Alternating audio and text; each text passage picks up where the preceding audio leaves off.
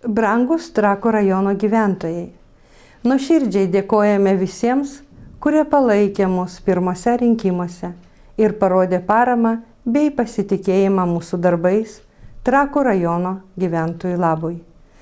Kviečiame dar kartą, birželio 21 dieną, sekmadienį, balsuoti už kandidatę į merus Editą Rudelienę. Užtikriname, kad mūsų komanda ir toliau tarnaus jums savo žiniomis, patirtimi, o ypač sąžiningų ir skaidrių darbų.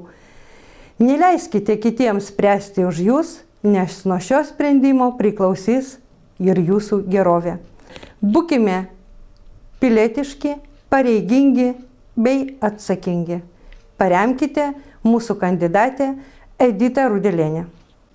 Szanowni mieszkańcy rejonu Trockiego, składamy serdeczne podziękowania wszystkim, którzy poparli nas w pierwszych wyborach i okazali zaufanie oraz wiarę w naszą pracę dla dobra mieszkańców na rzecz naszego rejonu.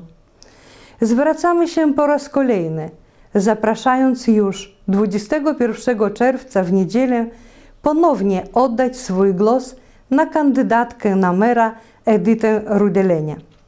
Zapewniamy, że nadal nasza drużyna będzie służyć Państwu swoją wiedzą, doświadczeniem, a szczególnie szczerą i sumienną pracą. Nie pozwólcie innym decydować za Was, bo ta decyzja wpłynie nie tylko na Wasz dobrobyt, ale także na całą przyszłość naszej ziemi trockiej. Bądźmy sumienni i odpowiedzialni.